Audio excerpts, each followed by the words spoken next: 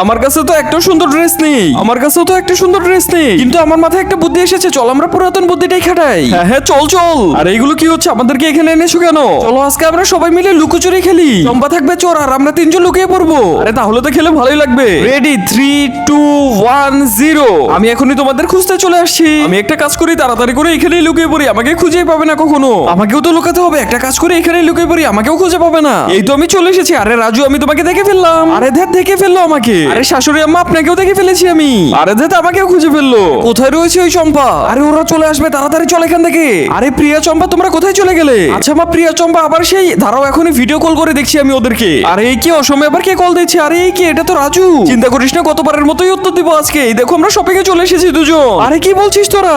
আল্লাহর সুন্দর ছবিটির জন্য তো সবাই লাইক সাবস্ক্রাইব করে দেয়, কিন্তু আজ দেখবো তোমরা মা বাবাকে কেমন ভালোবাসো। যদি মাকে ভালোবাসো তাহলে ভিডিওতে লাইক দিয়ে চ্যানেলটি সাবস্ক্রাইব করে দাও। আর যদি বাবা মা দুজনকে ভালোবাসো তাহলে কমেন্টে আই লাভ ইউ বাবা মা লিখে যাও। লাইক সাবস্ক্রাইব না করলে বুঝবো তুমি তোমার বাবা মাকে ভালোবাসো না।